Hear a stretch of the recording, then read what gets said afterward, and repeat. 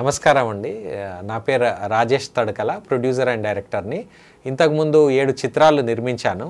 So ఇప్పుడు Himayat Nagar street number 1లో studio పెట్టాను, బీజీ యాక్టింగ్ అకాడమీ అని. నటనే జీవితం అనే వారికి గొప్ప అవకాశం, నూతన నటీనటులకు అవకాశం. మీ లక్ష్యం ఏదైనా మేము మీ కలను నిజం చేస్తాం. ఒకసారి మేమందించే అద్భుత అవకాశాన్ని మీ సొంతం చేసుకోండి. మేమందించే శిక్షణ కోర్సులు direction, acting, dubbing, anchoring, script writing, editing, music, vocal, Karnataka సంగీతం, guitar, sitar, dance, hip hop, folk, salsa. Cinema తీసేవారికి మీరనుకున్న బడ్జెట్ లో ప్రొడక్షన్ ప్యాకేజ్ చేసివ్వగలం. శిక్షణ అనంతరం మేము తీయబోయే సినిమా మరియు సీరియల్స్ లో నటించే అవకాశం మా సంస్థ ద్వారా కల్పిస్తాం. వయసుతో సంబంధం లేదు, ఆసక్తి ఉంటే చాలు. గమనిక, కొత్త వారికి మాత్రమే ఈ అవకాశం. మీరు పలమనేరు, మీరు బలిజ సామాజిక వర్గం నుంచి వచ్చినటువంటి వ్యక్తి. మీరు మరి వివాహం తూర్పుగోదావరి జిల్లాలో చేసుకున్నారు. ఆ రోజుల్లో అంత లాంగ్ డిస్టెన్స్ మ్యారేజ్ ఇదే అనుకుంటా నాకు తెలిసి జిల్లా.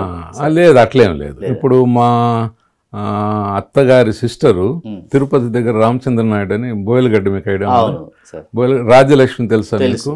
వాళ్ళ మేనత్త కొడుకు వీళ్ళ పిన్నినే చేసుకున్నారు. అది ఎప్పుడు 1930s లో. సో వీళ్ళు మాకు బంధువులే అవుతారు కదా, రాజలక్ష్మి కానీ తర్వాత రామచంద్ర నాయుడు వాళ్ళంతా అవుతారు. సో మనం ఒకటేని అప్పట్లో అంత తేలిగ్గా అనుకున్నాం, కాపు తెలగ బలిజ ఒకటే అని అంత విస్తృతంగా లేదు.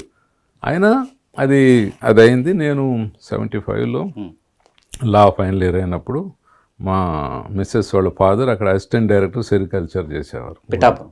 ఇక్కడ చేసినప్పుడు మాకు వచ్చి ఒక 5 ఎకరాలు మీరు మలబరీ తోటేస్తే ఇంత లాభం వస్తుంది, అంత వస్తుంది అని అసిస్టెంట్ డైరెక్టర్ని అనడంతో నేను అప్పుడు వచ్చాను, చూశాను. వాళ్ళ ఇంటికి వెళ్ళాను, ఒకసారి చూశాను. చదువుకున్న అమ్మాయి, ఒక గ్రాడ్యుయేట్ అమ్మాయి అంటే పిల్లలు ఎంత డబ్బు ఇచ్చినా ఇప్పుడు ఉంటుంది, రేపు పోతుంది. సో ఈ గ్రాడ్యుయేషన్ అమ్మాయి పిల్లల్ని బాగా చూసుకోగలుగుతుంది అన్న దీంతో నేను నేను చేసుకుంటాను. కుమారులు సార్, ఏది మీ సంతానం వాళ్ళు ఏం చేస్తున్నారు? 2 కొడుకులు, ఒక అమ్మాయి. మొదటి అమ్మాయి అమెరికాలో సెటిల్ అయింది. అతను అల్లుడు ఇంజనీరు. ఆ అమ్మాయికి 2 కొడుకులు. ఒక కొడుకు ఇంజనీర్ అక్కడే చేశాడు అమెరికాలో, ఇప్పుడు ఫైనల్ ఇయర్. ఇంకోటి 10th అయితే చదువుతున్నాడు. వాళ్ళది యాక్చువల్గా చిలకలూరుపేట అనుకుంటున్నాను, సుబ్బారావు అని. ఆ రాజీవ్ గాంధీ తోటి పనిచేశారు, అది ఇది అని. చెప్పాలంటే అమ్మాయి మ్యారేజ్కి రికమెండేషన్లు, ఏది ఉద్యోగం రికమెండేషన్, ఫస్ట్ రికమెండేషన్ శివశంకరు, నాయన మంచి సంబంధం ఇచ్చేయి. తర్వాత నాదెళ్ల భాస్కర్ రావు, రెస్పాన్సిబిలిటీ నాది తమ్ముడు, నువ్వు ఇచ్చేయి. తర్వాత దొర, అప్పుడు కమిషనరు దొర, వీళ్ళంతా చేసి మంచి సంబంధమే, అబ్బాయి వాళ్ళు ఇష్టపడుతున్నారు, అమ్మాయి బాగుందని ఇచ్చేయంటే మంచిదండి అని చెప్పి అబ్బాయిని కూడా చూడలేదు మేము. చేసి పెళ్లి 97లో పెళ్లి చేసేసాం. ఆ అమ్మాయి కొంచెం అప్పటికి లా చేరింది, మళ్ళీ వచ్చి అది కూడా పూర్తి చేసి అమ్మాయి కూడా ఎన్రోల్ చేశారు. పూర్తి చేశారు. మీ వారసురాల ఆవిడే చేసి ఎన్రోల్ కూడా అయ్యింది. అమెరికా నుండి వచ్చి ఎగ్జామ్స్ రాసి వెళ్ళిపోయారు. కుమారులు ఒక అతను పెద్ద అతను ఇంజనీరు, రెండో అతను MBA చేశాడు. 2 రియల్ ఎస్టేట్. అక్కడ దీంట్లో కోడూరులో పల్వరైజింగ్ యూనిట్స్ పెట్టాం కదా, 2 పెట్టాం, 2కి ఒకటి అని. అది మొన్న అమ్మేశారు, క్లోజ్ చేశారు, నష్టాలు వస్తుందని. ఇప్పుడు ఇక్కడ రియల్ ఎస్టేట్ చేసుకుంటారు. సార్, మీరు ఎంతోమంది ముఖ్యమంత్రులను చూశారు, ఎన్టీ రామారావు గారి దగ్గర నుంచి రాజశేఖర రెడ్డి గారి వరకు. చంద్రబాబు నాయుడు గారు అయితే సాక్షాత్తు మీ బ్యాచ్మేట్. జగన్మోహన్ రెడ్డి గారి పరిపాలన ఎలా ఉందని మీరు అనుకుంటున్నారు ఆంధ్రప్రదేశ్లో? Not up to the mark. ఇప్పుడు పాలిటిక్స్ రివెంజ్ పాలిటిక్స్ కాకూడదు. ఒకవేళ రివెంజ్ తీసుకుంటున్నామని తెలవకూడదు. ఇంత బయటపడి చేయకూడదు. ఒకవేళ మనిషి అనేది కాక కోపం ఉంటుంది. ఈయన పవర్లో ఉన్నాడు, ఆయనకి చేసింటాడు కదా, దాన్ని బయటోడు రివెంజ్ తీసుకుంటున్నాడు అనేటట్టు ఉండకూడదు. కొంచెం చాకచక్యంగా చేయాలి రాజకీయాలు. బయటపడిపోయి నిన్ను కొడతాం, తిడుతాం, నిన్ను చేస్తాం, అది కరెక్ట్ కాదు.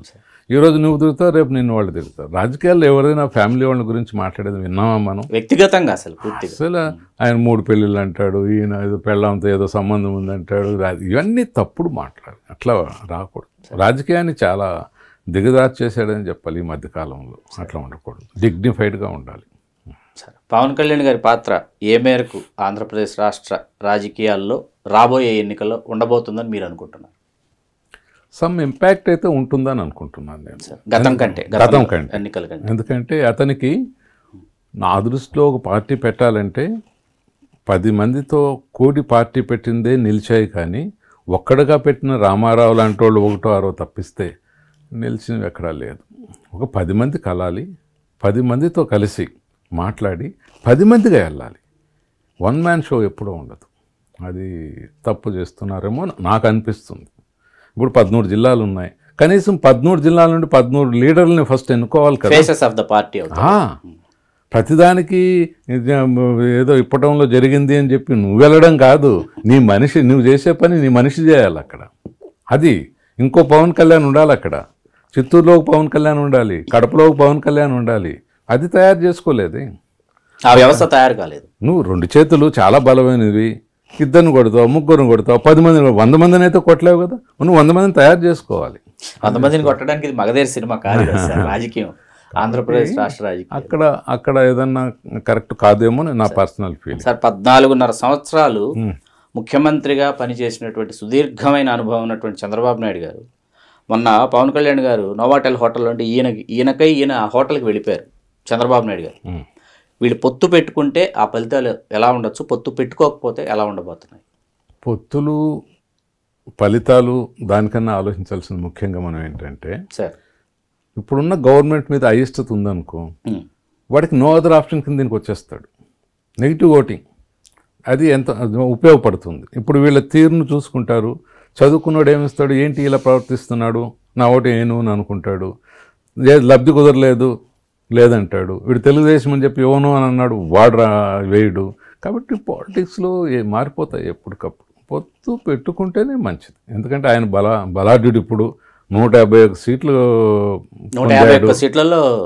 గెలిచిన్నాడు. మహా అంటే 50 తగ్గించాలన్నా 100 వచ్చినా ఆయనదే వస్తుంది కదా మళ్ళీ. కాబట్టి వీళ్ళు పొత్తు చేయాలి, వీళ్ళు పద్ధతి కింద వెళితే అప్పుడు ఏదన్నా చేయాలి సార్, లేకపోతే కష్టం. సార్ మీరు న్యాయవాదిగా మీరు మొదలుపెట్టిన తొలి రోజు నుంచి ఇవాళ వరకు ఒక్కసారి వెనక్కి తిరిగి చూసుకుంటే న్యాయ వ్యవస్థ ఎలా ఉందని మీరు అనుకుంటున్నారు? బాగలేదని చెప్పగలను. బాగలేదని నేను వచ్చినప్పుడు ఒక విధానానికి ఇప్పటికీ పోలిస్తే, నిన్న రాత్రి కూడా ఒక జడ్జి ఎక్కడో ఫంక్షన్లో కలిస్తే చెప్పాను, చాలా డ్రాస్టిక్ చేంజ్ ఉంది, ఇది కష్టం అవుతుంది, అట్లా ఉండకూడదు. ఒకప్పుడు ఒక నానుడు ఉండేది, మీరు కూడా విలేజ్లో ఏదన్నా అన్యాయం జరిగితే నేను కోర్టుకు వెళ్తాను రా అనేవాడు. న్యాయం జరుగుతుందని అంటే అర్థం ఏంటి? నమ్మకం ఉండేది. ఆ కోర్టుకు వెళ్తే న్యాయం జరిగిపోతుంది. వీడు ఎంత బలాఢ్యుడైనా నువ్వు బలంతో నీ డబ్బుతోటి నాకు అన్యాయం చేసావు, నేను కోర్టుకు వెళ్తా అంటే కోర్టు అనేది ఉంది, ఓ చాలా బలమైంది అని ఒక ఫీలింగ్ ఉండేది. ఇప్పుడు ఉందా మీరు చెప్పండి? లేదే. దానికి కారణం ఏంటంటే కారణాలు చాలా ఉన్నాయి. మనుషుల్లో మారుతూ వచ్చింది. అసలు జడ్జి అనేది నా దృష్టిలో జడ్జి చేసే ఫంక్షన్స్ ఏంటి? దేవుడు చేసే ఫంక్షన్స్. న్యాయం చేసేది ఎవరు? కష్టం వస్తే న్యాయం చేసేది ఎవరు? మనం వెళ్ళి గుడికి వెళ్ళి దేవుడా నాకు కష్టం కలిగింది, నన్ను ఇది చేయని కోరుకుంటున్నాం కదా. ఇక్కడ కూడా అంతే. ఒక జడ్జి అన్నవాడు దేవుడు చేసే పని చేస్తున్నాడు, డివైన్ డ్యూటీస్ చేస్తున్నాడు. అట్లాంటి వాడు చాలా పవిత్రంగా ఉండాలి. నేను వచ్చిన రోజుల్లో చెప్పేవాడు, నేను ఏ జడ్జి మీదైనా అలిగేషన్ వస్తే అది ప్రూవ్ అయితే ఏ జడ్జి ఏ కోర్టు ముందరే హ్యాంగ్ చేసేయమని చెప్పాను. ఎస్ చెప్పారు మీరు. ఎస్, హ్యాంగ్ చేసేయాలి. అట్లా అని చెప్పి చాలా ఫాల్స్ ఇంప్లికేషన్ జరుగుతుంది. అందుకే నేను అన్నాను, అలిగేషను ప్రూవ్ అవ్వాలి. ప్రూవ్ అయితే వాడు కూడా సిద్ధపడాలి. హ్యాంగ్ చేసేయండి, అప్పుడు బాగుంటుంది. ఎక్కడ చేస్తారు? అవుతుందా? నా మీద పడితే నేను కేసు వెళ్తాను, హైకోర్టుకి వెళ్తాను, హైకోర్టు నుండి సుప్రీంకోర్టుకి ఎక్కడో చోట మేనేజ్ చేసుకుంటాను అన్న ధోరణి ఉందే కానీ మేనేజ్ అయిపోతారని నేను అనటం లేదు. జ్యుడిషియరీ మేనేజ్ అయిపోతే ఇంకేముంది? ఏదో ఒకటారో చేయొచ్చు, అంత మాత్రాన అందరూ మేనేజ్ చేసేస్తారు అందరూ ఇదే నేను అన్ను. కొంత తగ్గిన మాట వాస్తవం, దీని యొక్క ప్రభావం తగ్గిందని మాత్రం చెప్పగలను. Sir last and final question sir, మొన్న మల్లారెడ్డి గారి మీద ఐటీ సోదాలు జరిగినాయి. అసలు మల్లారెడ్డి గారికి సంబంధించి ఒక ఛాలెంజింగ్ కేసు మీరు హ్యాండిల్ చేశారు. ఆ కేసు హ్యాండిల్ చేయటం వల్లే మల్లారెడ్డి గారు ప్రజాబాహుళ్యంలోకి వచ్చారని చెప్తారు sir. Mallareddy I think medical college permission అప్పుడు నన్ను అప్రోచ్ అయ్యాడు. అదే లేడీస్ సపరేట్ కోర్టు 2 కాలేజీలు ఉన్నాయి మనకి. ఆ దీనికి పర్మిషన్ ఇవ్వకపోతే దాన్ని ఛాలెంజ్ చేస్తూ హైకోర్టులో వేసాం, హైకోర్టులో గెలిచాం, సుప్రీంకోర్టులో కూడా గెలిచాం. ఆ కేసులో అప్పేర్ అయ్యాను అంతే. అది it is also one of the challenging case కదా ఒక టైంకి.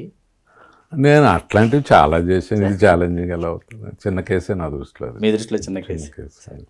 సార్ ఆ మధ్య వకీల్ సాబ్ సినిమా విడుదలయ్యి విజయవంతంగా ప్రదర్శించబడింది సార్.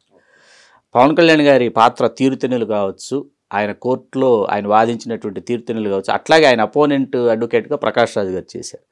అసలు దాన్ని మీరు వాటిని విశ్లేషిస్తారు? సినిమా తెర మీద జరిగేటటువంటి అవాద ప్రతివాదనలు అవి చూస్తే ఒక సీనియర్ అడ్వకేట్గా మీకు ఏమనిపిస్తుంది సార్? అది సినిమా అనిపిస్తుంది. అది సినిమా అనిపిస్తుంది. రియల్గా అలా జరగదు. బయటకు వచ్చి కొట్టేసి చేసేది అంతా ఉండవు. కోర్టులో మనం గౌరవం ఎంత ఇస్తామో జడ్జి గారికి, అదర్ సైడ్ అడ్వకేట్ కూడా అంతే గౌరవం ఇవ్వాలి. మనలో డిస్ప్యూట్ లేదు. ఒక కాసును మనం కొట్లాడుతున్నాం కాబట్టి అది సినిమా ఆ మాత్రం చేయకపోతే రక్తి కట్టదు.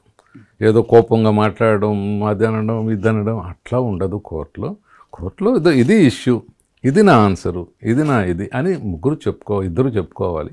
జడ్జి గారు విన్నవారు ఏది కరెక్టో చెప్తారు. కానీ అదే అంటారు బల్లగుద్ది చేస్తామని. అది సినిమాలో బల్లగుద్ది చేయడం, ఇక్కడ ఎందుకు బల్లగుద్దుతారు? బల్లగుద్దాల్సిన అవసరం కూడా లేదు. అసలు ఎఫెక్ట్గా చెప్పారా లేదా? కొంతమంది ఆర్గ్యుమెంట్ చేస్తుంటే చాలా ఎఫెక్ట్గా ఉంటుంది, సబ్జెక్ట్ లేకపోయినా కూడా ఎఫెక్ట్గా కనిపిస్తుంది.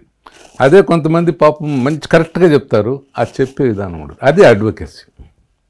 అడ్వకేసీ అంటే మీరు మీ కేసుకి నేను వాదించడం ఏంటి? మీరు కదా మాస్టర్, మీకు కదా తెలుసు మీ ఫ్యాక్ట్స్. ఏదైనా కొంచెం లీగల్ పొజిషన్ మీకు తెలియకపోవచ్చు, మిగతాన్ని మీకే తెలుసు కదా.